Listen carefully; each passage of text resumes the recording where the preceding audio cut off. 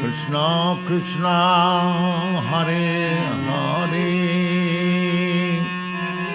Hare Rama Hare Rama Rama Rama Hare Hare Hare Krishna Hare Krishna Krishna Krishna Hare Hare Hare Rama Hare Rama Rama Rama Hare Hare Hare Krishna Hare Krishna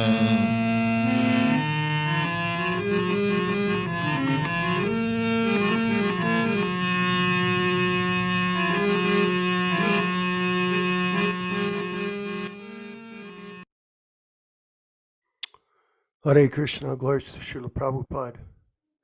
And welcome to the Wednesday evening reading and discussion of Chaitanya Charitamrita, the unedited version by Srila Prabhupada for distribution globally. And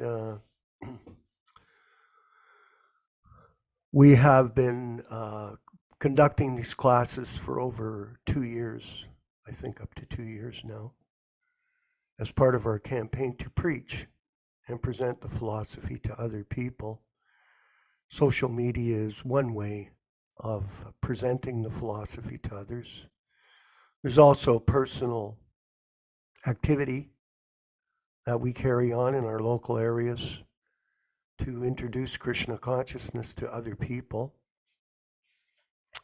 And then the personal practice of this process by our membership, the chanting of rounds, the following of the regulated principles, and the distribution of prasadam. This is a very important weapon for defeating Maya, which is all around us. And a devotee must be strong in the battle. And that strength comes from personal practice, self-discipline. Back in the days, Yashodanandana, we had these temples that Prabhupada started. And we all joined, we were part of it. There was some momentum there, even though internally there was obviously a lot of difficulty that was brewing with the so-called leaders that were operating them back then. There was trouble all the time. But nonetheless, there was strength in numbers back then. And we all felt some shelter. But things have changed, very much so. And we go over that history from time to time in our discussions, just to give people that are interested in understanding what is truth and what is mistruth, or an ability to see it from a perspective of those that are devoted to Prabhupada and his legacy without any adulteration. Very important point, because fundamentally this is how you become connected to Krishna. Prabhupada was mentioning Yashodanandana Prabhu in a lecture that I was listening to yesterday. He goes, in Bengal, there are so many gods. There are thousands of gods. People pretending to be Krishna. And this is something that has gone on in that culture for many, many years. People who are trying to imitate Krishna, whether it's his rasa dance, pretending that they are some kind of great material lovers, or pretending that they are some great teachers, the avatars, so many gods Prabhupada laughs. Yes, so many gods. But they're fake. Just like currently in the ISKCON movement, there are so many people claiming to be Acharya. There are all kinds of padas, this pada, that pada. I think they might have dropped some of those names, but some of them, they just allow them to go on in the back rooms. And when people say something, they'll just say, oh, well, my disciple made me do it. My disciple is responsible, not me. Instead of explaining to people that are supposed to be following you the truth of the matter. Because truth is how you get connected to Krishna. It's through the proper link with the disciplic succession, and this is potency. There is a potency in that. So we're not a big society, we are trying our best to work together cooperatively, all of our members globally. But we are on the path of success because of our commitment to the legacy, protecting the legacy of Srila Prabhupada. And this is our mission. And we know that Prabhupada underwent so much austerity in the early years. And it's interesting to note, Yashoda Prabhu, that I've been reading, just to follow up on our diary studies, I've been reading the Leelamrita version of Prabhupada's history. And there is no mention of Paul Murray on the Bowery. It's some kind of David. Prabhupada, we're reading every day in the or every week in the diaries about Prabhupada contributing. Prabhupada, Paul's landlady came for rent. She is promised for paying rent on Monday. So that's what we're going to read today. Where's David? I think it's David Cohen. Who's he? All of a sudden, Satsrup has written some kind of fabricated group of people that are not mentioned in Prabhupada's diary. Very, very bewildering. We should try to investigate this. How this person is misrepresenting. Obviously, he wasn't reading the diaries. That's apparent. He makes a nice description of the Bowery. He describes that there are bars on both sides of 90. 92, Prabhupada had referred to 96. There seems to be all kinds of bars around them. There were all kinds of people drinking and carrying on in these places. He gives a detailed explanation of the streets of New York and what it was like. Okay, it's a nice visualization of the environment. But the real essence of this, Prabhupada's explanations of how he was conducting his Sankirtan mission and how he was diligently following it, have been left out by the author. Left out, my friends. So cautiously, if you do see these so-called biographies manufactured by this person, be very cautious when you read them. So personally, I'm very disappointed in him. He doesn't mention the purchase of the Toronto Temple, barely in the biographies, even though it is and was the largest purchase of a church in North America for Srila Prabhupada while he was personally present. Minimized, completely minimized. No pictures. Hari Sori completely misrepresented the whole visit to Toronto in his so-called diaries. So somehow or other, this history has been convoluted by so many different people, and this is evident in black and white when you read these so-called pastimes that they've written about our spiritual master, A.C. Bhaktivedanta Swami Prabhupada. So be cautious, everyone. And we'll move forward. We're going to read from the diaries Saturday, May 21st, 1966. On Saturday, May 21st, the sunrise, yep. The sunrise was at 4:40, the sunset was 7:13, the moonset was 8:58. Duicha, Paul was paid $1.25 for expenses. There you go, Paul Murray. And we know he was the one that had a complete fall down with Prabhupada and started to yell at him because he was working so hard translating books. In the afternoon, there was Sanskrit class. The attendance was 10, but the collection was only 4. One boy paid for the books partly, $6. At 5:30 p.m., we started for Ananda Ashram. Paul's landlady came for rent. She is promised for rent paying on Monday. He has kept with him $75, and I will have to return the balance of collection, $25 on Monday to him. In the evening, there was a kirtan at the ashram. It was nice as usual. There was dance of Balaram. Expenditure was $1.25, and income was $10. Sunday, May 22nd, 1966. Sunrise 4:39, sunset 7:14, moonsets 10:05. Tritya, both Paul and I went at ashram the whole day. We came back at 8 p.m. It is seen that somebody came in.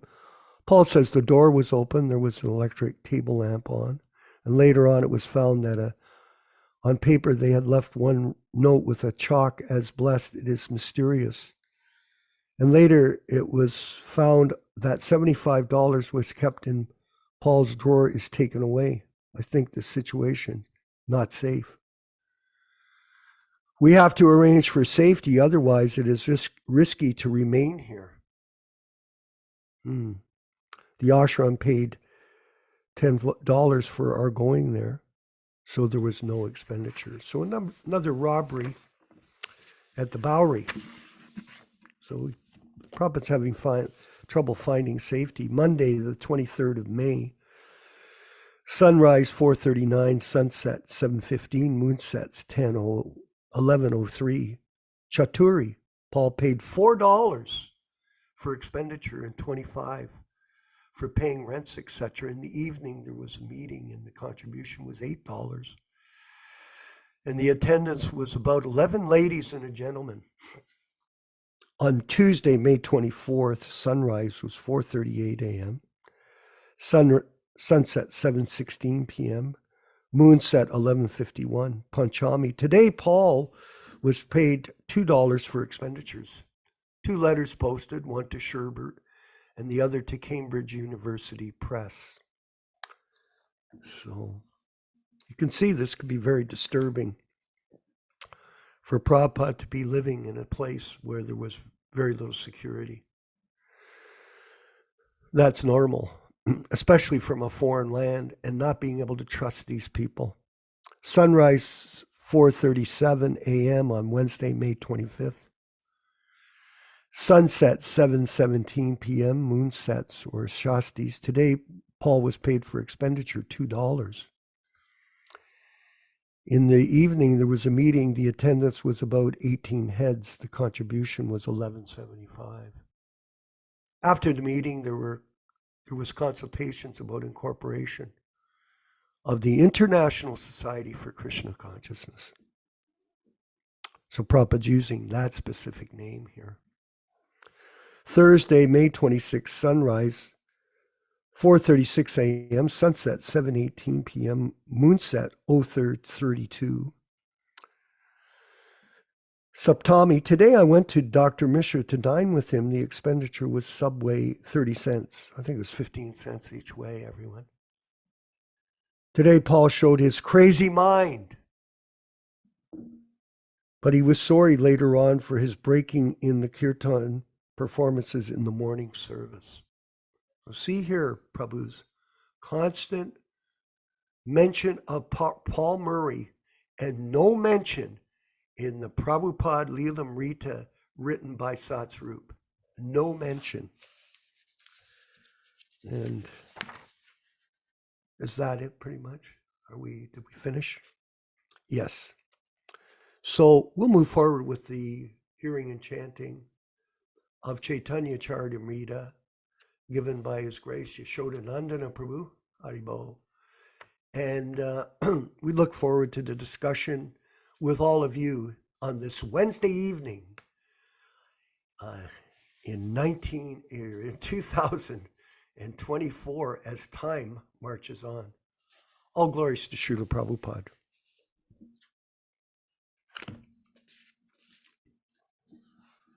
Radha Madhava Kunja Bihari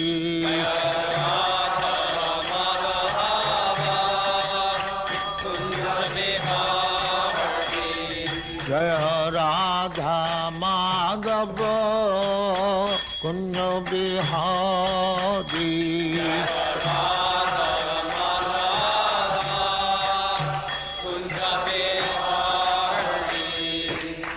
Jashodanandana Brajajana Ranjana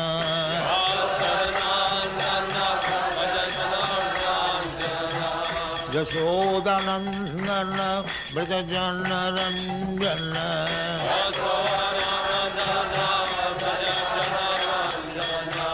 Jamuna Tira Banachari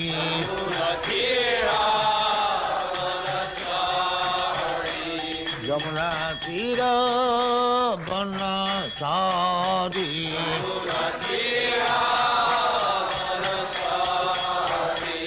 Jaya Radha Madhava Kunja Bihari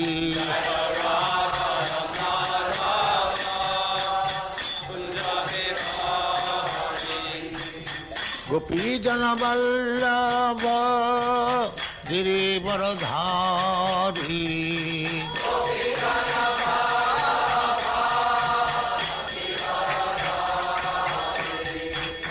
Gopi Jana Vallabha Girivaradhari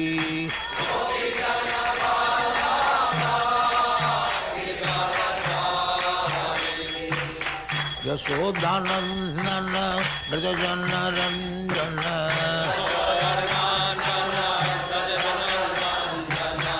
Yashodanandana Brajajana Ranjana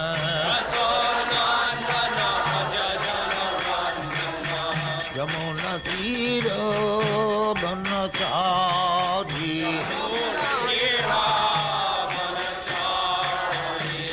Yamuna Tira Banachari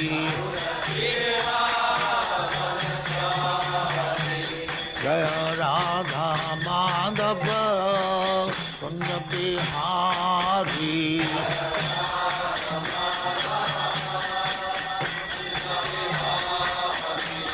Jaya Radha Madhava Kunja Bihari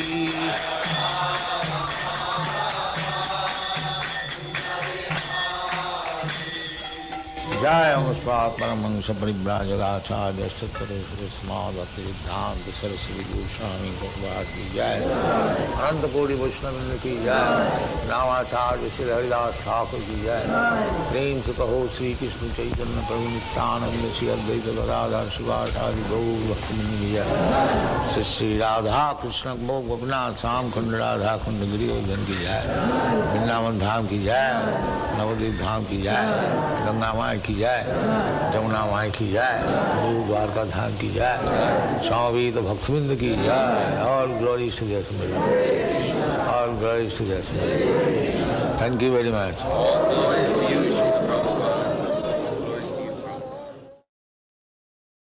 Om Namo Bhagavate Vasudevaya Om Namo Bhagavate Vasudevaya Om Namo Bhagavate Vasudevaya. O my Lord, Sri Krishna, the son of Vasudeva, the all-pervading personality of Godhead, I offer my respectful obeisances unto you from Srimad Bhagavatam 1:1:1.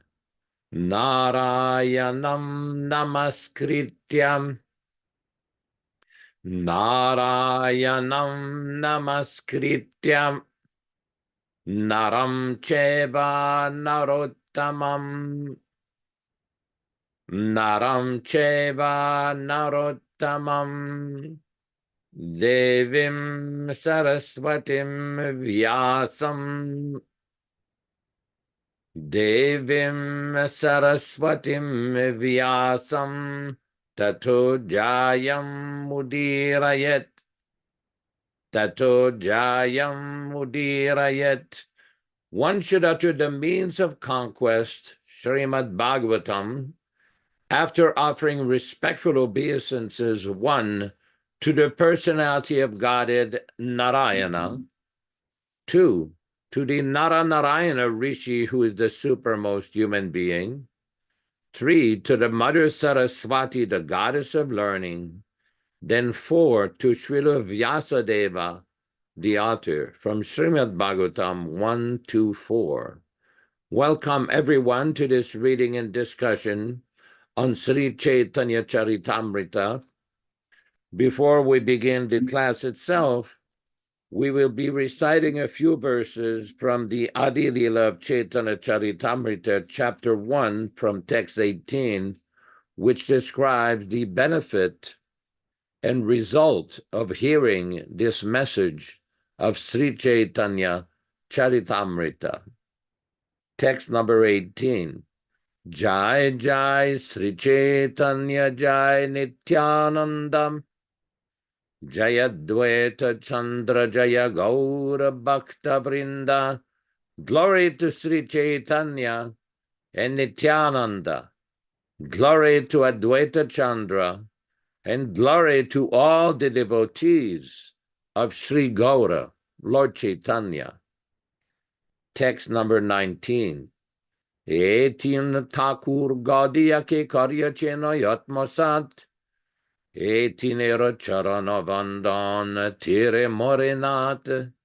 These 3 deities of Vrindavana, Madan Mohan, Govinda, and Gopinatha, have absorbed the heart and soul of the Gaudiya Vaishnavas, followers of Lord Chaitanya.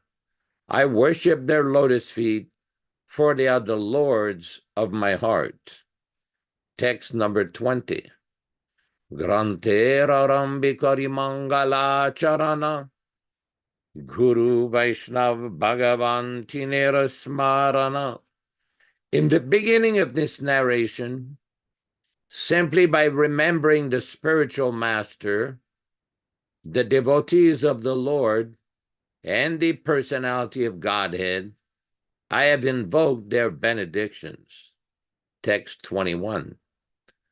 Tinera smaraneyai vigna vinashana anayaseyai nijavanchita purana.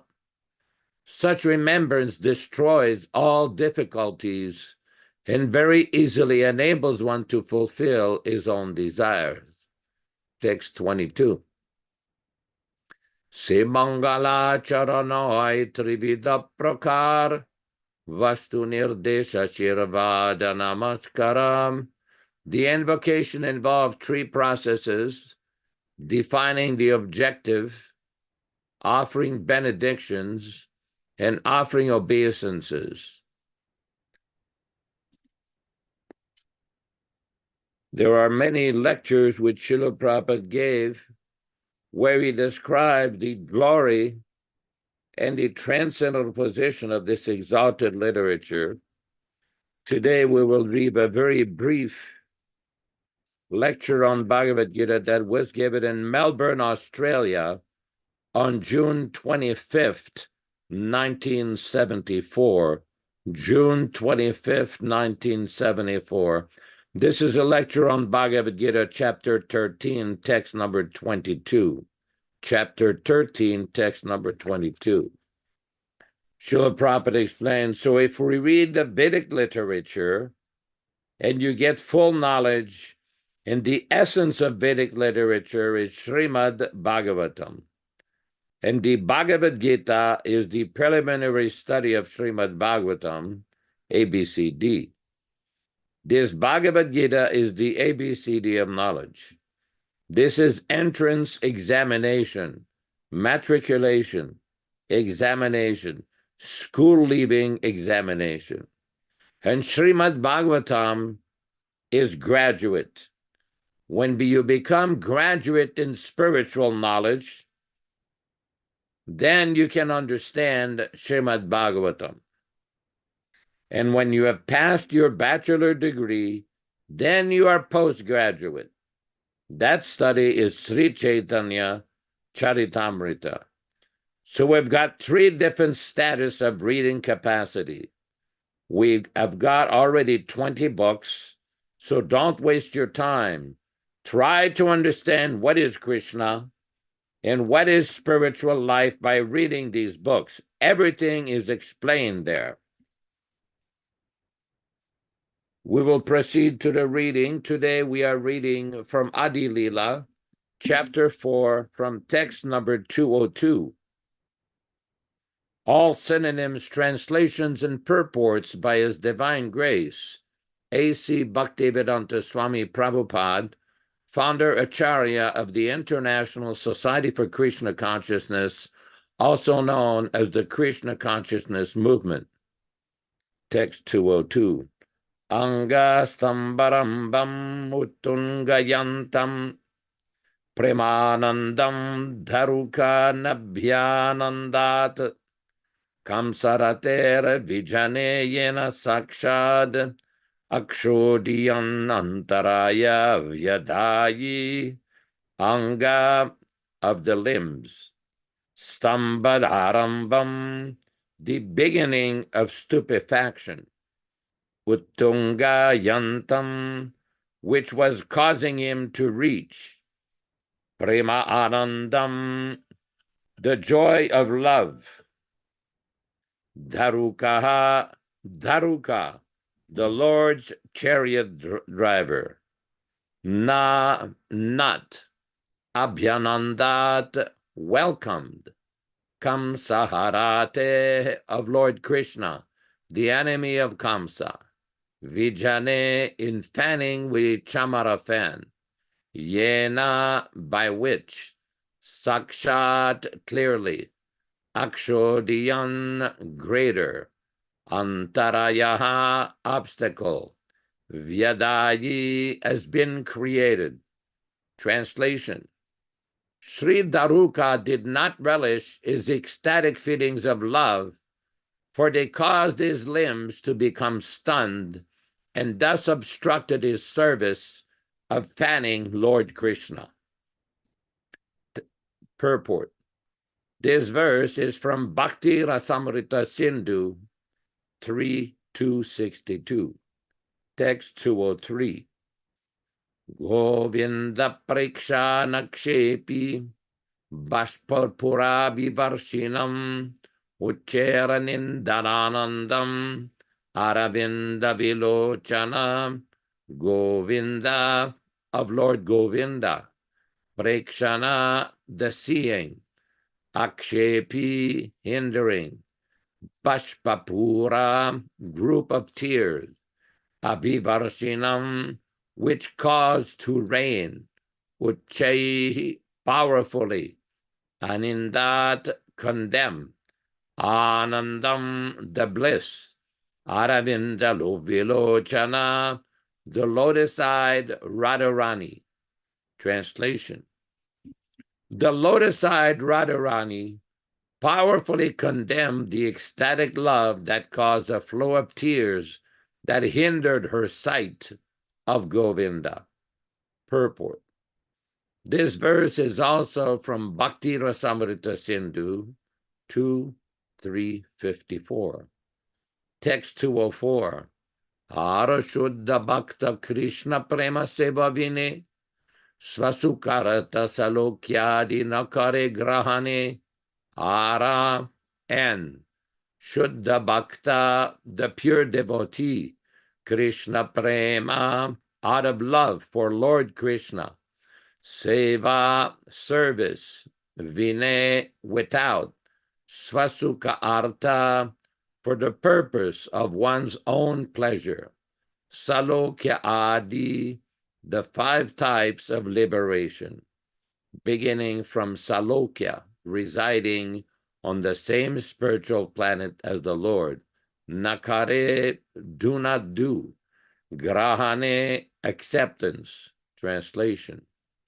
Furthermore, pure devotees never forsake the loving service of Lord Krishna to aspire for their own personal pleasure through the 5 kinds of liberation. Purport. A pure devotee of Krishna who loves him exclusively will flatly refuse to accept any sort of liberation, beginning from merging in the body of the Lord and extending to the other varieties of liberation, such as equality of form, opulence or abode, and the opulence of living near the Lord. Text 205. Madguna shruti matrena mayi sarava guhashaye manogati ravichinna yata ganga basum buddhu. Mat, of me, guna, of the qualities, shruti matrena, only by hearing, mayi, to me, saravaguha, in all hearts, ashaye, who am situated, manahagatihi, the movement of the mind, avichinna, unobstructed, yata, just as, Ganga Ambasaha, of the celestial waters of the Ganges, Ambudho, to the ocean. Translation. Just as the celestial waters of the Ganges flow unobstructed into the ocean, so when my devotees simply hear of me, their minds come to me, who resides in the hearts of all. Text 206. Lakshanam bhakti yogasya nirgunasya hyudaritam ahetuki avyavahita ya bhaktihi purushottame. Lakshanam, the symptom, bhakti yogasya, of devotional service, nirgunasya, beyond the 3 modes of nature. He, certainly, udharitam, is cited, ahetuki, causeless, avyavahita, uninterrupted, ya, which, bhaktihi, devotional service, purushottame, to the Supreme Personality of Godhead. Translation. These are the characteristics of transcendental, loving service to Purushottama, the Supreme Personality of Godhead. It is causeless, and it cannot be obstructed in any way. Text 207. Salokya sarsti sarupya samipya ekatvam apyutam diyamanam nagrinanti vina matsevanam janaha. Salokya, being on the same planet as me, sarsti, having opulence equal to mine, sarupya, having the same form as me, samipya, having direct association with me, ekatvam, oneness with me, api, even, uta, or, diyamanam, being given, na, not, grinanti, accept, vina, without, matsevanam, my service, janaha, the devotees. Translation. My devotees do not accept salokya, sarsti, sarupya, samipya, or oneness with me, even if I offer these liberations in preference to serving me. Purport. These three verses from Srimad Bhagavatam 3:29, 11, 13 were spoken by Lord Krishna in the form of Kapila Deva. Om Ajnanatimirandasya Jnananjana Shalakaya Chakshuranmilitam Yena Tasmai Shri Gurave Namaha. I offer my respectful obeisances unto my spiritual master, who has opened my eyes, which were blinded by the darkness of ignorance, with a torchlight of knowledge. Namo Vishnupadaya Krishna Prestaya Bhutale Srimate Bhaktivedanta Swaminiti Namine. I offer my respectful obeisances unto His Divine Grace, A.C. Bhaktivedanta Swami Prabhupada, who is very dear to Lord Krishna on this earth, having taken shelter at his lotus feet. Interestingly, in 1969, when the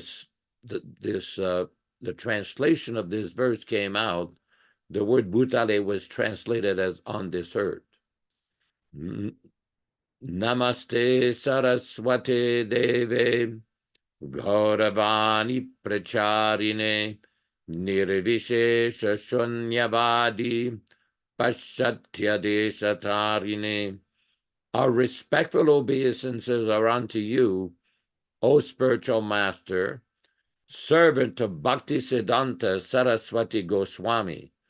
You are kindly preaching the message of Lord Chaitanya Deva and delivering the Western countries, which are filled with impersonalism and voidism. Bhaktisiddhanta Shishyaya Bhaktivedanta Namine Prasannaya Prashantaya Tasmai Shri Gurave Namaha. Let me offer my obeisances unto my Guru Maharaja, who is a disciple of Srila Bhaktisiddhanta Saraswati Thakur, who is always calm and joyful, and who bears the name Bhaktivedanta. Bhagavad Vandanam Khadyam Guru Vandana Purvakam Kshiram Sarkara Yuktam Kadatehi Visheshataham. Worship of the Supreme Lord is naturally very sweet, just like milk is originally sweet. Just as milk becomes sweeter by adding a little sugar, in the same way, worship of the Supreme Lord becomes sweeter by first worshiping the bona fide Guru. Adadana strinam danteridam yache punaha punaha srimadru papadam bhoja dhulisyam janma janmani. Clasping a straw between my teeth, I repeatedly beg to attain the dust of the lotus feet of Srimad Rupa Goswami, birth after birth. Amshu Bhagavato Smyaham Sadadasu Asmi Sarvata Tat Kripa Pikshako Nityam Tat Preshtashat Karomi Svam. I am a tiny part and parcel of the Supreme Lord, and am always and in every way His eternal servant. As I'm always hoping for His mercy and kindness, I offer myself to His most dear servitor, my spiritual master. Sri Krishna Chaitanya Prabhu Nityananda Sri Advaita Gadhadara Sri Vasadi Gaura Bhakta Vrinda. Hare Krishna, Krishna Krishna, Hare Hare, Hare Rama, Rama Rama, Hare Hare. The question has been raised by some devotees, why do we keep chanting so many of these Sanskrit verses before these discussions? Well, one of the reasons is that Srila Prabhupada in the beginning in 1966 in New York, before his Bhagavad Gita classes, he would chant several verses in glorification of Krishna, the acharyas, the previous spiritual masters, the associates of Lord Chaitanya, the associates of Lord Krishna and Radharani, like that. It is customary that before one speaks or comments on different shastras, one should offer respectful obeisances to the various personalities in the disciplic succession, to Lord Chaitanya Mahaprabhu and his associates, and to Lord Krishna himself. That is why. So we have chosen a few selected verses to remind ourselves of what is our position. We've discussed before that the author of Sri Chaitanya Charitamrita, Krishnadas Goswami, in the Chaitanya Charitamrita himself, although he is considered one of the most exalted devotees in our sampradaya, he presents himself as lower than the worm in the stool. That if somebody hears his name, he commits sinful activities. If somebody recites his name, he considers a very bad deed. In other words, he's expressing himself with the utmost humility. This is the position of any Vaishnava or aspiring Vaishnava. Not that one should think that he's the best devotee or a big devotee or a very important devotee. This is not the proper mentality. We see in the Chaitanya Charitamrita, there are so many examples given by Krishnadas Kaviraj of great devotees expressing themselves in a very meek and humble way. And the foremost of these expressions was given by Sri Chaitanya Mahaprabhu himself. Everyone is familiar with the Shikshastakam, or the 8 verses that were written or composed by Sri Chaitanya Mahaprabhu. And he's defining what is bhakti, what is devotional service to Krishna. In the 4th verse of the Shikshastakam, he says, Nadhanam najanam nasundarim, that I don't want any wealth, I don't want any followers, I don't want any beautiful women. Then Nadhanam najanam nasundarim kavitam va jagadisha kamaye, my dear Lord Jagadisha, controller of the universe, I don't want to be a very famous poet. And what is it that you want? If you don't want any of these things, which are the normal aspirations of common materialistic people, what is it that you want? And Chaitanya Mahaprabhu explained, Mama Janmani Janmanishwari, that simply birth after birth, Bhavatad Bhakti Raitukitwayi. I just want your causeless devotional service. Now, this is very important because we have seen historically how some devotees who considered themselves very advanced, very senior, very privileged, did not always exhibit this kind of humility, this kind of topmost Vaishnava mentality. We've often described how Srila Prabhupada in the 3rd canto of the Bhagavatam in chapter 29 has given many warnings that if a Vaishnava is not of proper understanding, is not of proper character, he should be shown respects shown to a Vaishnava, but one should not associate closely with him. And here Krishna Kaviraj is explaining what is that love, what is that manifestation, what is the correct understanding of how to love Krishna. The foremost devotees of Krishna are the Gopikas, or the coward girls of Vrindavan.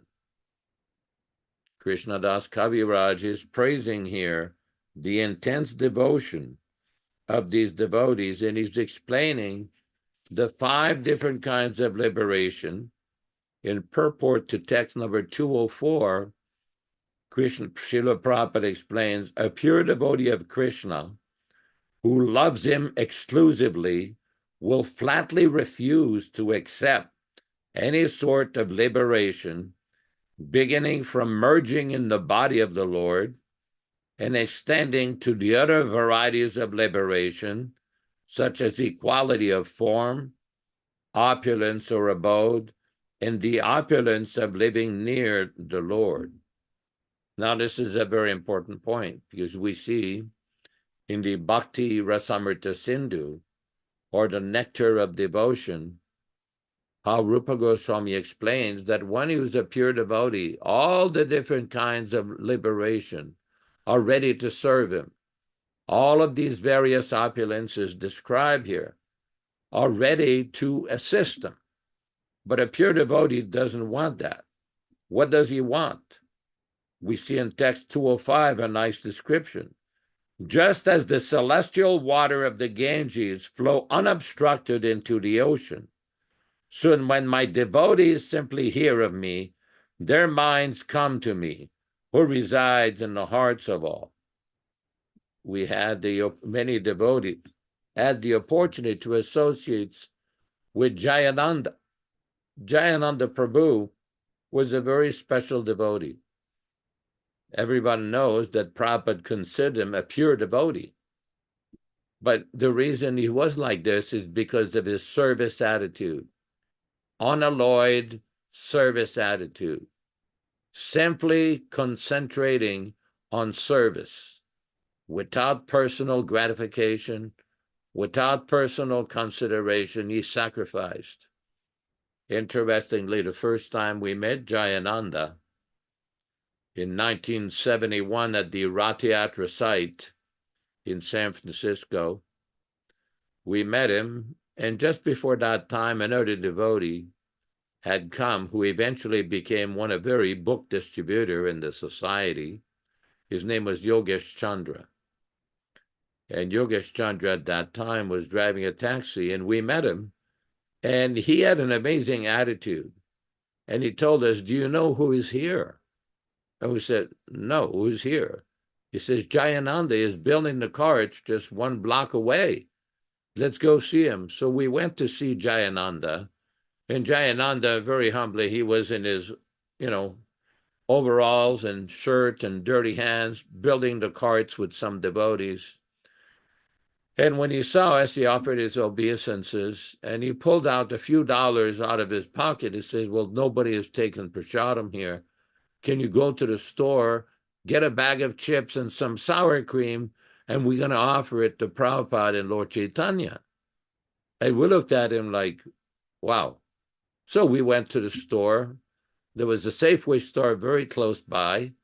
So we got a couple bags of chips, some sour cream, and brought it back. And Jayananda, he set up a little altar. He had an altar with a picture of Prabhupada, a picture of Lord Chaitanya, and he had a little seat, and he washed his hands with some water, and he offered it to Prabhupada. And then he started to chant his Gayatri. Now, I don't know if anybody of you have seen Jayananda, but when he would chant his Gayatri, he would swerve from left to right, and then sometimes he would go back and forth, and he would get engaged in this very deep meditation, very absorbed. So after offering that, he paid his obeisances to Srila Prabhupada. So then what he did, he got some paper plates they had there, and he made paper plates like this was going to be a big event. And first, he didn't dive into the prasadam. He waited a few minutes, and then he made sure that everybody else was served, that we got some prasadam, Guru Kripa got some prasadam, I got some prasadam, and even Yogesh Chandra got some prasadam. And then Jayananda took prasadam. But the most remarkable thing is Jayananda talking about the Rathayatra festival. The way he was talking about this, it was like a festival of unlimited service opportunities. There is so much to do with the cart and painting the cart, decorating the cart. He had gotten the permit from the city of San Francisco to have this very wonderful event. And he was talking like this was complete, total ecstasy. which it was, but he was so absorbed in talking how Prabhupada had introduced the Ratha Yatra in 1967, explaining the whole history, because the first Ratha Yatra was not a big cart, they had a truck, and they mounted Lord Jagannath in the back of a truck, decorated with flowers and flags and everything, and they took Lord Jagannath in a parade in San Francisco. The next year, in 68, they built carts. So this was like a very, very special occasion to get to see Jayananda so close. Some of you may have seen the 1970 dancing of Srila Prabhupada at the San Francisco Ratha Yatra. There's actually videos of this on YouTube where Prabhupada is dancing and he's smiling and he's jumping, and everybody in the crowd is just, it looks like everybody was being uplifted simultaneously. It was just this amazing transcendental experience of pure love of Krishna. There was no material motivation for anyone. Prabhupada was showing, chanting, dancing, and this was like very, very sweet. Now, I don't have a video of this dance, but it's available on the internet. There are nice pictures of it. There are all kinds of devotees that went into complete ecstasy when Srila Prabhupada did this dance. As a matter of fact, this was on the beginning of July in 1970. And a few days later, maybe a week or so later, Prabhupada gave sannyas to Brahmananda Gargamuni, Vishnu, Jan, and Subal. And then what Srila Prabhupada did is that he brought Madhudvisa Prabhu from San Francisco. Madhudvisa was the Sankirtan leader of the San Francisco ISKCON temple. So after Srila Prabhupada gave sannyas to these devotees, to Brahmananda Gargamuni and the others, he brought Madhudvisa from San Francisco to Los Angeles.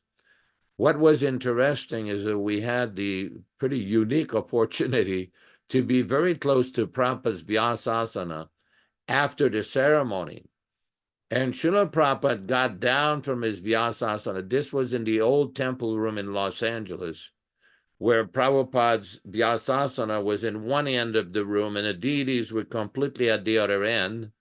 And the brahmacharis were on one side of the temple and the ladies were on the other side.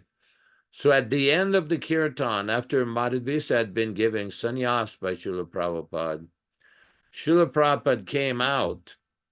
came down from his Vyasasana and he started dancing. Now, as many of you know, if not most of you know, Prabhupada used to dance in a very specific way called the Swami step. It was very unique. He would sway back and forth with his hands in the hair and very gently go from left to right, from right to left. So this went on for some time. And then Srila Prabhupada started to jump. And it was quite amazing. At that point in time, I was pretty young, like 18, 19, and I could jump pretty high. I had done some, long jumping and high jumping in high school. But Prabhupada started to jump, and I realized that Srila Prabhupada at one point was jumping higher than everybody in the crowd. And I was thinking, how is that possible for a person who's that advanced in age to jump higher than everybody else? But then it dawned on me, Srila Prabhupada is not just an old man. He is an especially empowered person who has all kinds of mystic powers. It was absolutely incomprehensible, but very blissful, how Prabhupada was jumping up and down, and it was like complete, total ecstasy. Everybody was experiencing very, very sweet moments of devotion. And this was Srila Prabhupada's mercy on all the devotees who had attended the ceremony. And Madhudvisa was very close to Srila Prabhupada. He was jumping, and because Prabhupada had requested him to lead the kirtan, he was quite a very famous kirtan leader, very powerful kirtan leader. And it was like complete, total ecstasy, very, very sweet moment. And this is an example of what it talks about in the Chaitanya Charitamrita, of being absorbed in loving Krishna by hearing and chanting the name of Krishna without personal motivation, under the guidance of Srila Prabhupada. Hare Krishna, Hare Krishna. Haribo, glories to Srila Prabhupada. In the pastimes of Srila Prabhupada, while he was personally present with us. And I thought it was interesting, your description of Jayananda's offering of potato chips and sour cream as a prasadam feast. And it brought to mind this simple quote from Prabhupada, that devotional service is simple for the simple and difficult for the crooked. In other words, it is not a complicated process. And really, Krishna consciousness is a movement from the heart of the individual. And that movement is dependent on their capacity to embrace this philosophy without any personal motive. This is what Jayananda exemplified back then, in those days, this desire to serve without any personal ambition. His only ambition was to please Srila Prabhupada, because this is the essence of our philosophy. We're single-minded in that, Yashodanandana Prabhu. Of course, we want to work with each other, and we want to cooperate with each other. Prabhupada told us this very simple principle, Krishna Gata. He said, you can demonstrate your love for me by how you work together cooperatively to serve my mission. So this is the way that you can make advancement in Krishna consciousness, is to stay focused in service to the pure devotee. Because we were reading today that a devotee is not interested in any kind of the four kinds of liberation. No. He's only interested in the position of service. Not Krishna prema, in Krishna's service. And that means service to the pure devotee.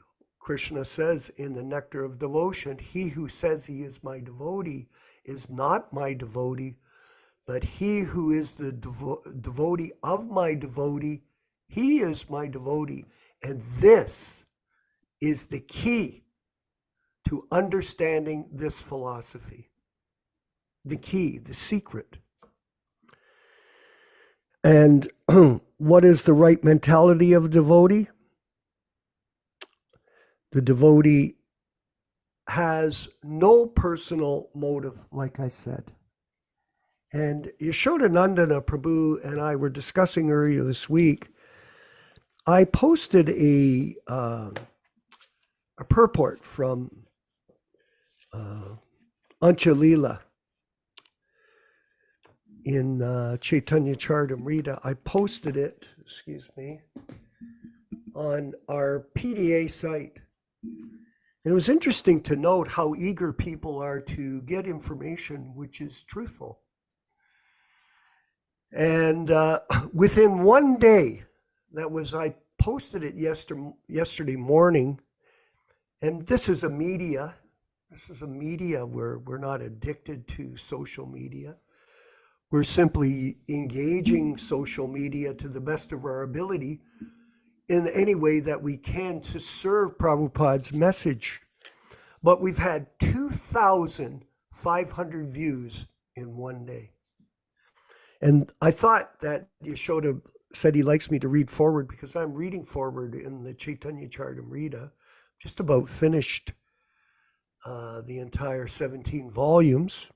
And this is from Anchalila, chapter 9. Anchalila, chapter 9, text 69. And here, Chaitanya Charitamrita explains, Krishnadas Kaviraj explains to us in his verses how we should engage in devotional service. what kind of mentality we should have. And I'll read it for us. Hopefully we can get it up on the screen. That's text 69, chapter 9 of Anchalila. Kashi Mishra continued, translation. If one engages in devotional service for your satisfaction, this will result in his increasingly awakening his dormant love for you.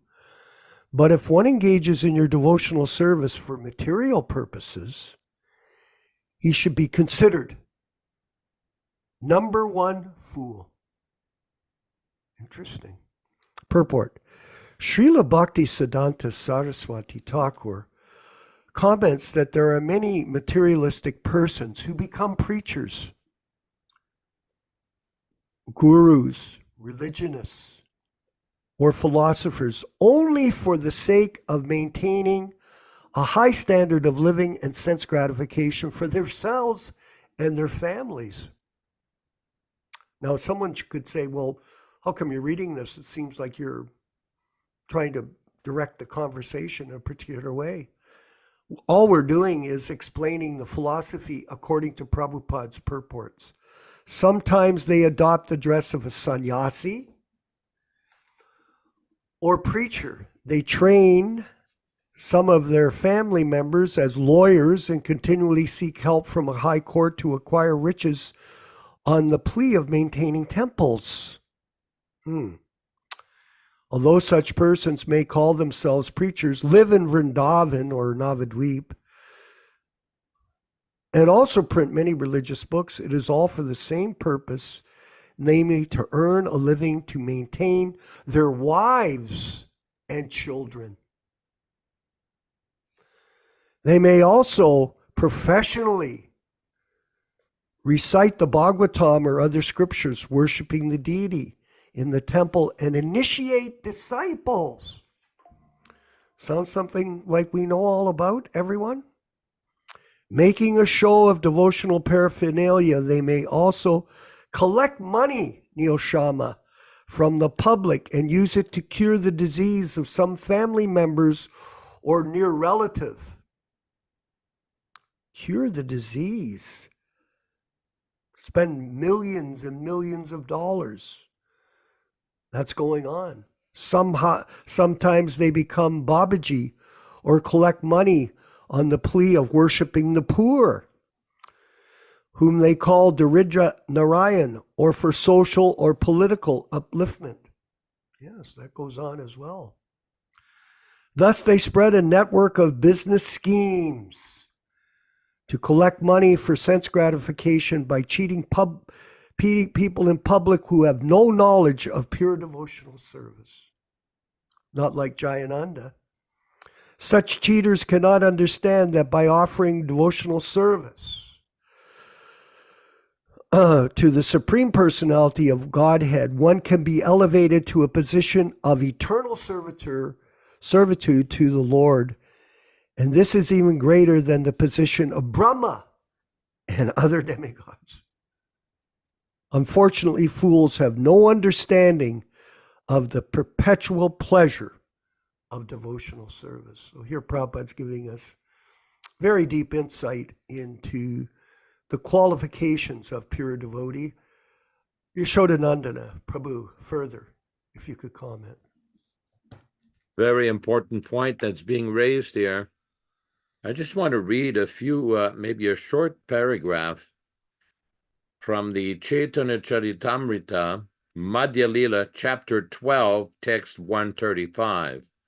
Chapter 12, text 135, the cleansing of the Gundicha temple.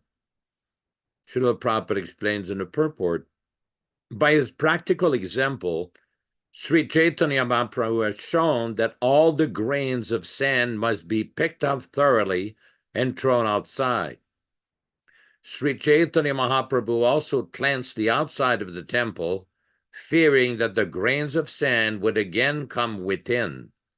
In this connection, Srila Bhaktisiddhanta Saraswati Thakur explains that even though one may become free from the desire for fruitive activity, sometimes the subtle desire for fruitive activity again comes back into being within the heart.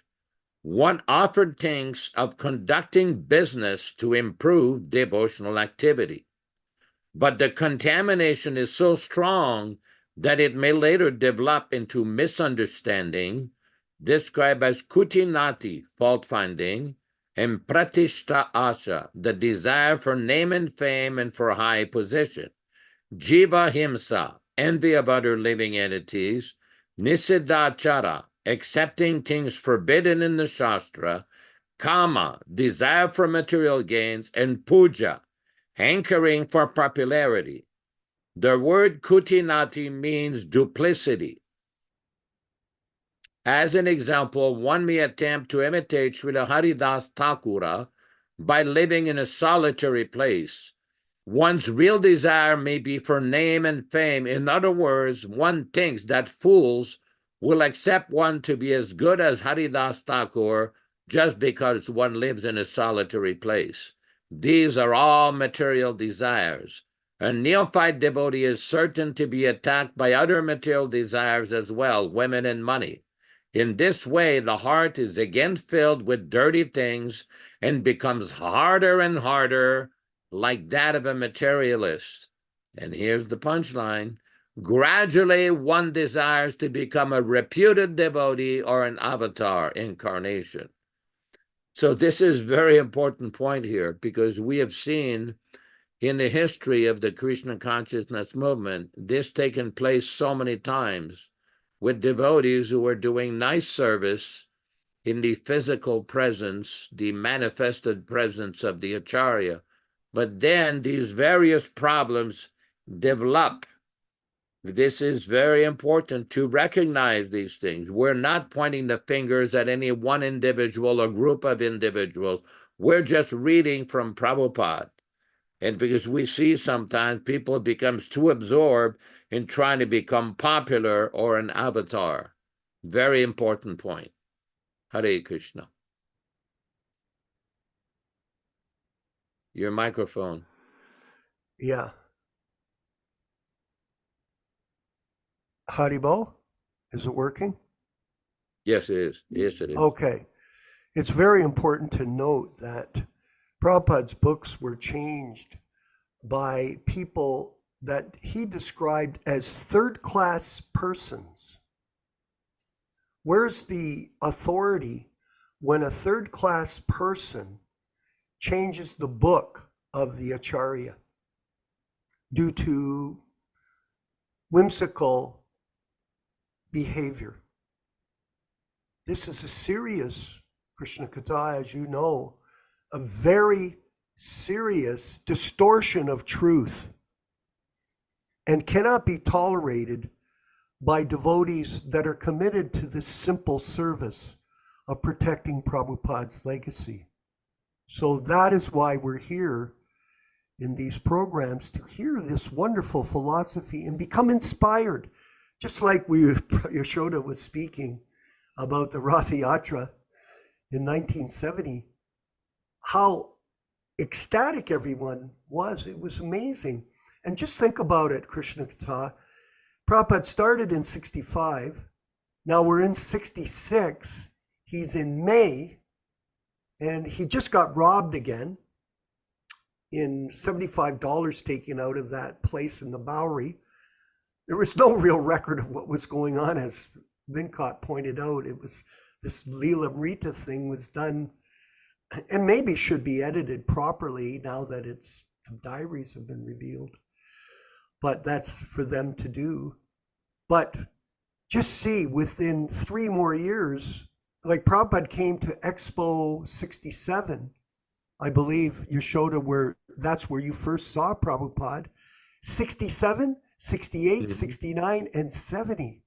And all of a sudden, he had sent the devotees to San Francisco, Mukunda and a few others, to start the movement. And here they were having a Rath Yatra festival in Golden Gate Park, like it was like a Super Bowl, like some kind of Super Bowl.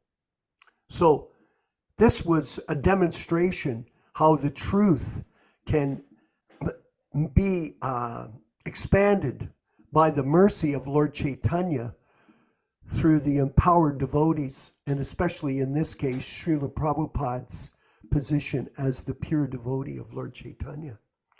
So very enlivening. Thank you very much. Neela Shama in Miami, Florida. He's got his hand up, and I don't want to miss him because he's always very Hare thoughtful Krishna. in his comments and questions. So please go ahead, Prabhu. Hare Krishna. Jai Srila Hello. Prabhupada.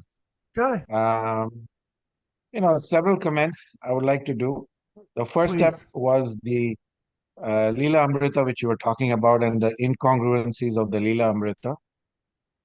It's interesting, back in 2011, before I knew about this whole situation of the fake gurus, I was one of the aspirants to get initiated from one of the fake guru called Radha Govind Maharaj.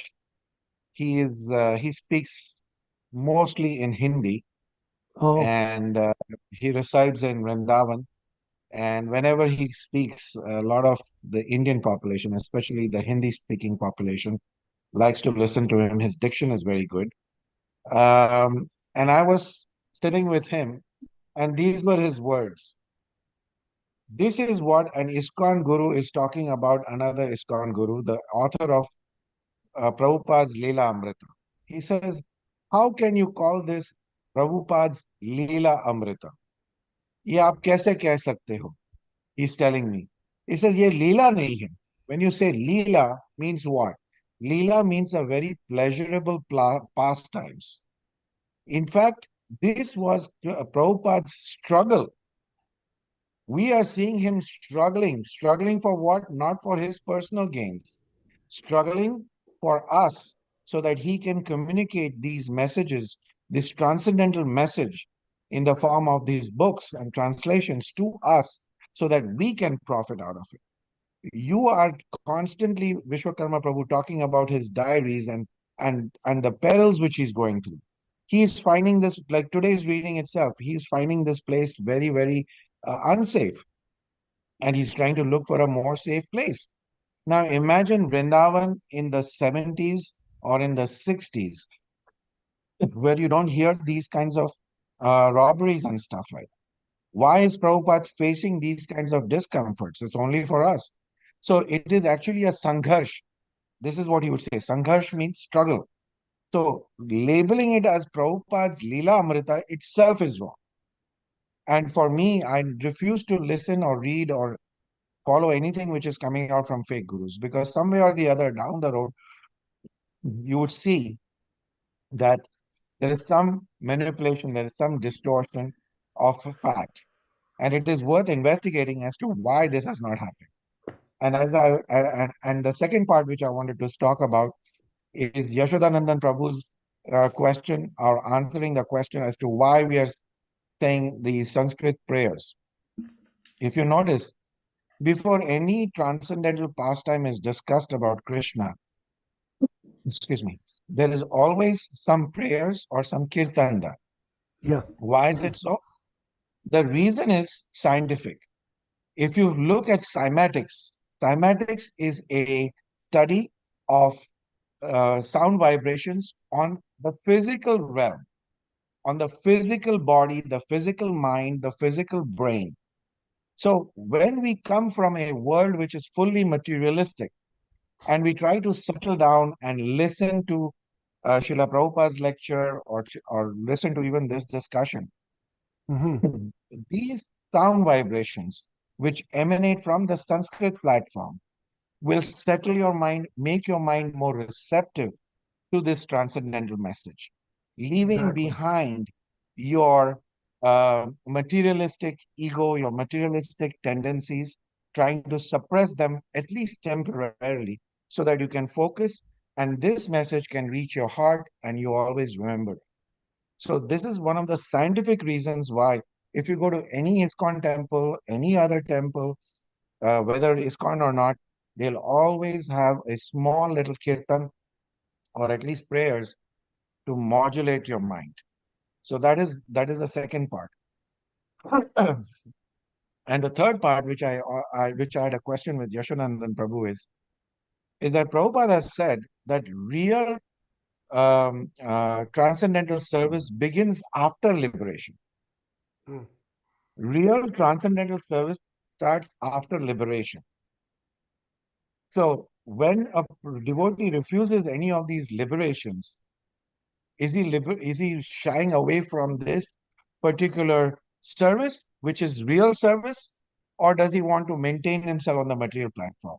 I think what is important is we need to know that the devotee never asks anything for himself, no kind of material, what you call pleasures or discomfort. It doesn't matter. He wants to be intent on the devotional service. So I would like to know your inputs into this. And the last but not the least, they will, even though if the Leela Amrita came out after the diary was what you call released or Yeah. found, they will what you call edit and re-edit the Bhagavad Gita, the Bhagavatam, the Chaitanya Charitamrita, but they will not re-edit the Leela Amrita. Why?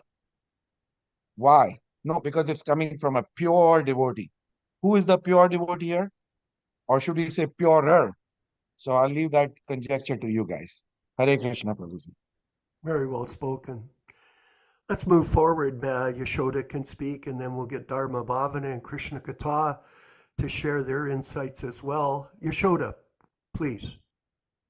With regards to the Lamrita, there is a little booklet that had been compiled by some devotees. I put it together, but many devotees contributed, called the Lamrita Review, which basically shows, this is before the advent of computers.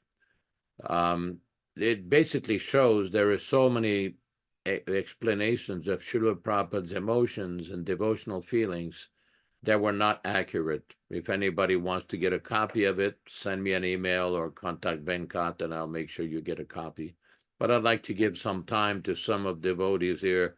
I know we have Krishna Katha, Puranjan, Dr. Nilesh. There's a lot of devotees here who would like to make comments. Okay, so let's move forward. Dharma Bhavana in Dallas, Texas, please.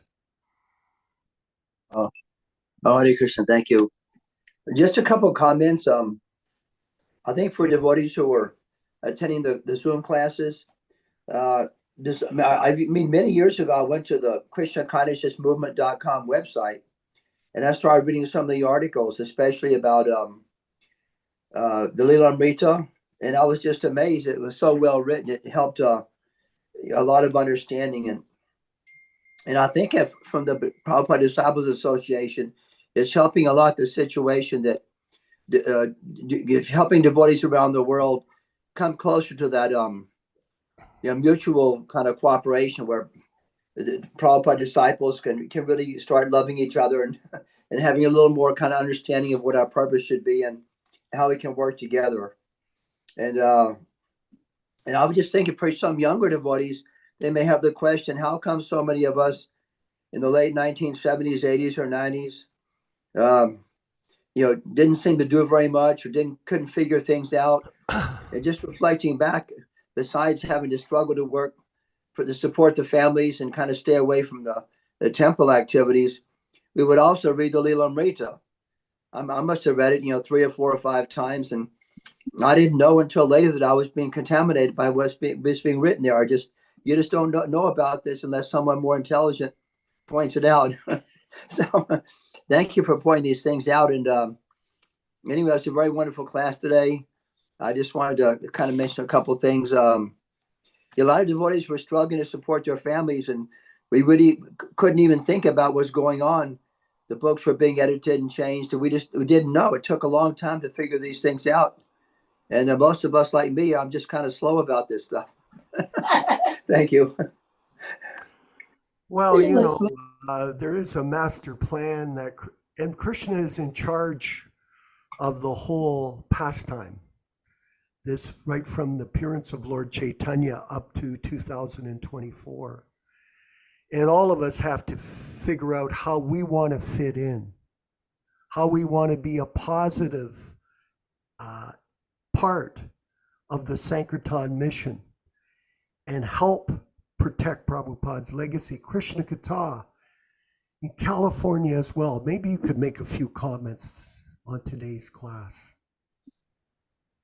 Hare Krishna. Thank you, Vishwakarma and Yashodanandana. I can't help but say that what you just said, but I'll say it in a different way, a reiteration that we are instruments of Krishna in this unpredictable pastime of having so much mountain-sized deviation and then have it brought back to right the ship, so to speak. And we are witnesses so much of the time and taking Yes. care of family and surviving in this material world. And other times we're directly a contributing factor, right? As surrendering to be an instrument in helping this mission to please Prabhupada again, right? We know his legacy is his books. This is the deepest area of his heart. And so I've already mentioned in my first time I was able to speak that this is my absolute new focus. So there's really nothing I want to tackle or take on. Just before this evening's class started, I recently joined Facebook again at the suggestion of Vishwakarma, and I'm glad I did, because now I can get all these nectar feeds throughout the day, and it's so enlivening. And then suddenly a post from a devotee that has rendered a lot of service over the decades to Srila Prabhupada. But he's now wanting to bring up the poison issue and pick a fight, and he's looking for challengers because he's so diseased with this arrogance that he's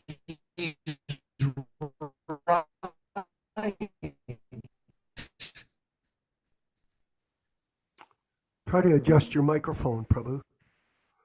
and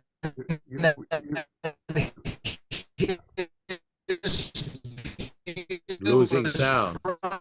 Yeah. Losing So sound. Losing sound. immediately wrote him a post saying, just stop it. Let's move on. Sorry. How about now? Sorry about that. I don't know. Yeah, it's not your fault. You just have to look at it later. Go ahead. keep It going. might be because of where I live. I live in the mountains of San Diego, and the service up here is not that great.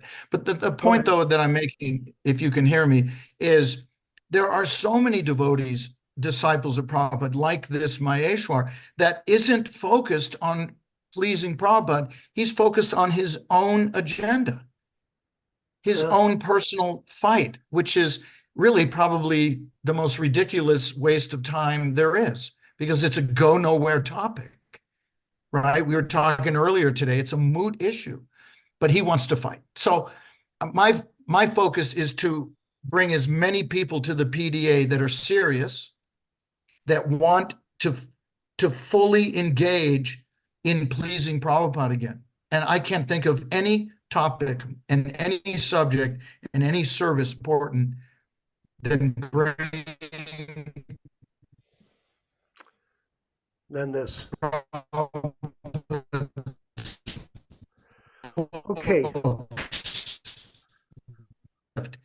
And we're starting so many ways, but that's why I'm attracted, because this means Prabhupada is smiling again, smiling at his glorious movement that he has given us.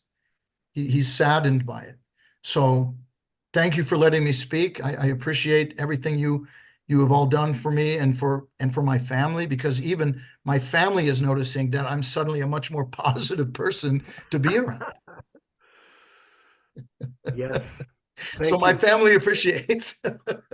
Well, good. We're very pleased to have you with us, and you're Thank a you. very enthusiastic Prabhupada disciple, and Hare Krishna.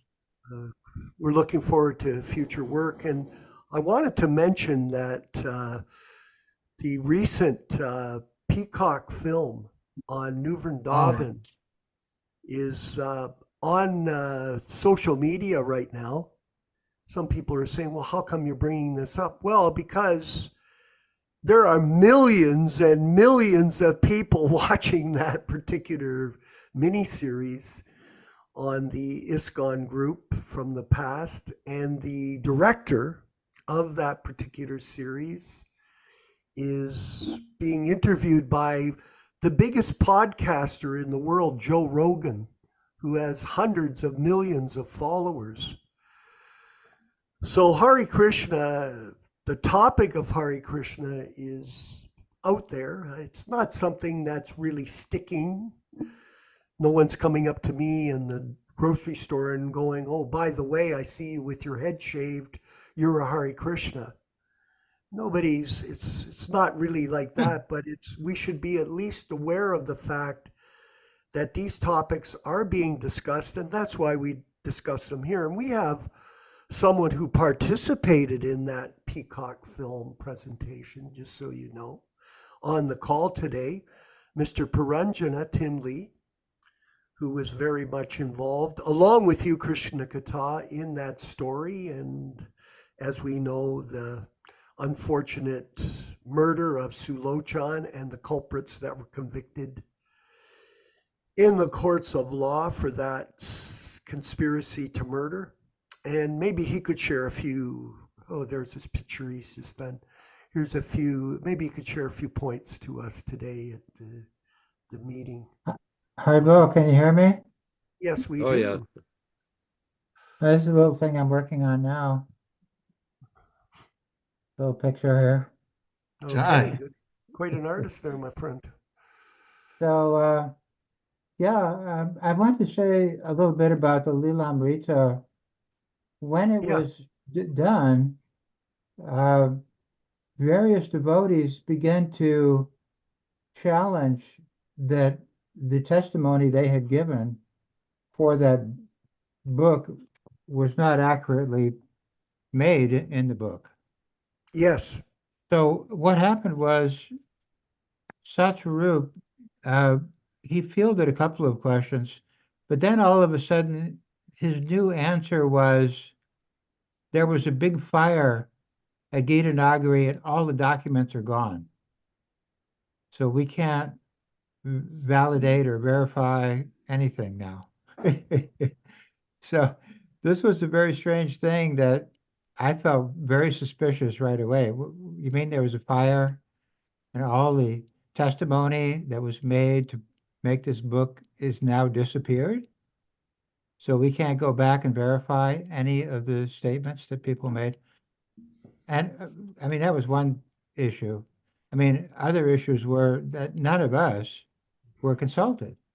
Satyarup never asked people in our group for any testimony or any history or anything. So that was also very suspicious.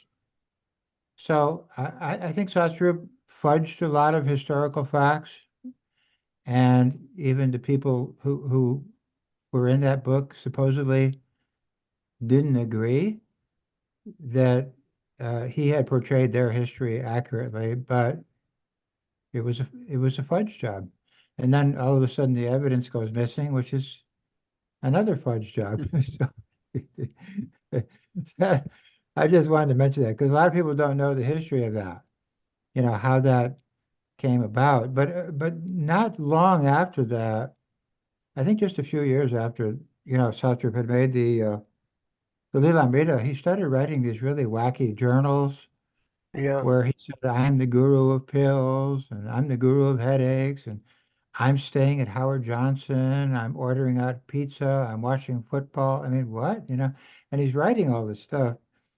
And then he wrote something called A Life of Prayer, where he went to some cathedral and he wrote in the book, he says, I'm pounding my head on the floor, begging Jesus to save me, or something like that. I'm not quoting exactly, but paraphrasing. And even the GBC at the next Mayapur meeting, they forbade the distribution of that book. This is that book, Life of Prayer, is not allowed to be distributed in ISKCON because it was so really crazy.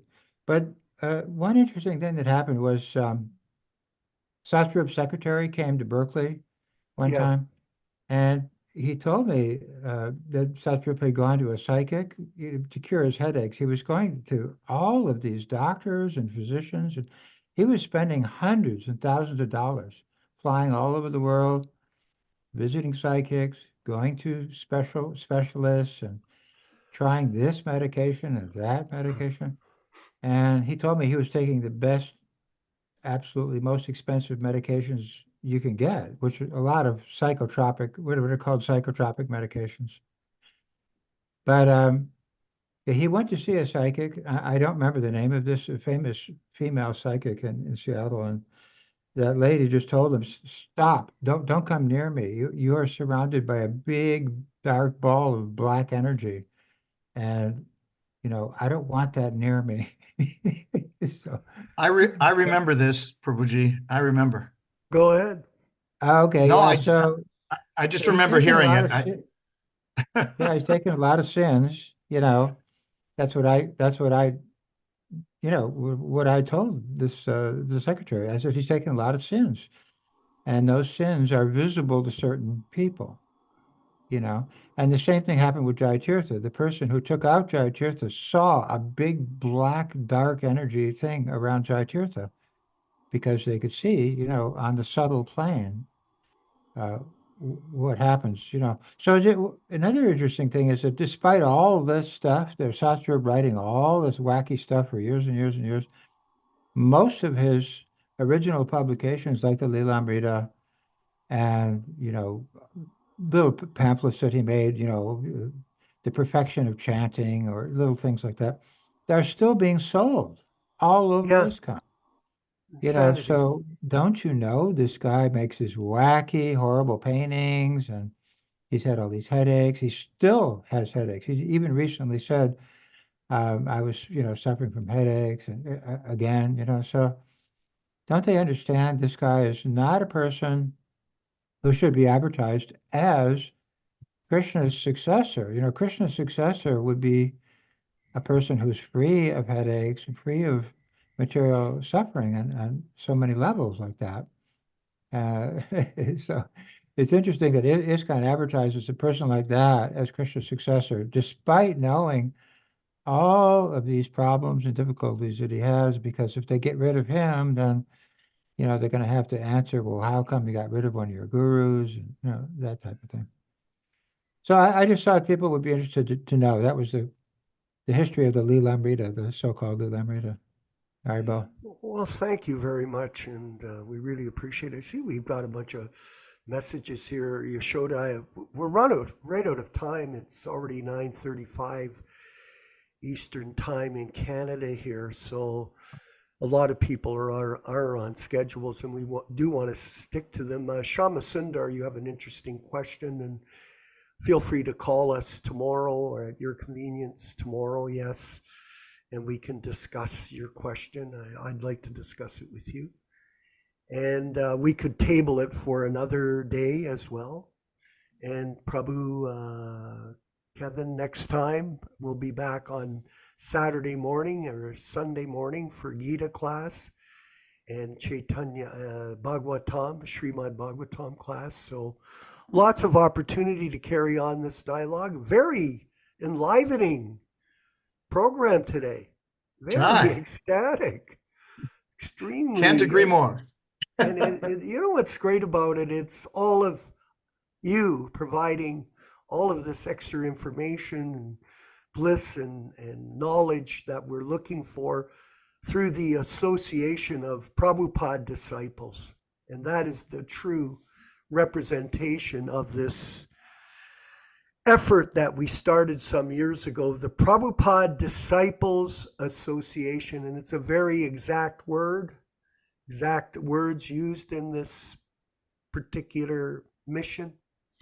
And we want to promote everyone as such, as a follower and disciple of A.C. Bhaktivedanta Swami Prabhupada as Siksha and Diksha Guru for all of us. So all glories to the Sankirtan movement of Lord Chaitanya. Let's move forward with the chanting of Hare Krishna by Srila Prabhupada. And we look forward to seeing you on Saturday and Sunday.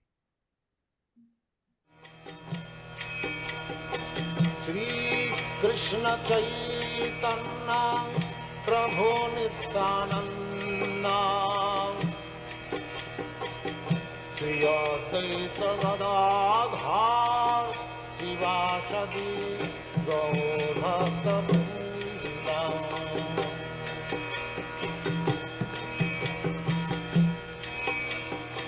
Shri Krishna Chaitanya Prabhu Nityananda Shri Advaita Gadadhar Shivasadi Gaur Bhakta Vrinda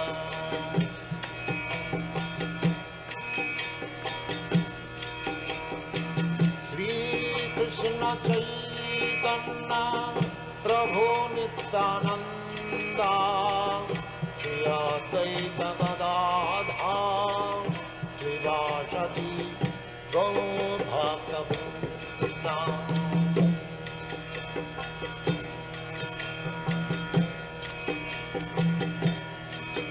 Hare Krishna, Krishna Krishna, Hare Hare, Hare Rama, Rama Rama, Hare Hare, Hare Krishna, Krishna Krishna, Hare Hare, Hare Rama, Rama Rama, Hare Hare. Hare Krishna, Krishna Krishna, Hare Hare, Hare Rama, Rama Rama, Hare Hare. Hare Krishna, Krishna Krishna, Hare Hare, Hare Rama, Rama Rama, Hare Hare. Hare Krishna, Krishna Krishna, Hare Hare, Hare Rama, Rama Rama, Hare Hare. Hare Krishna, Krishna Krishna, Hare Hare, Hare Rama, Rama Rama, Hare Hare. Hare Krishna, Krishna Krishna, Hare Hare, Hare Rama, Rama Rama, Hare Hare. Hare Krishna, Krishna Krishna, Hare Hare, Hare Rama, Rama Rama, Hare Hare. Hare Krishna, Krishna Krishna, Hare Hare, Hare Rama, Rama Rama, Hare Hare. Hare Krishna, Krishna Krishna, Hare Hare, Hare Rama, Rama Rama, Hare Hare. Hare Krishna, Krishna Krishna, Hare Hare, Hare Rama, Rama Rama, Hare Hare. Hare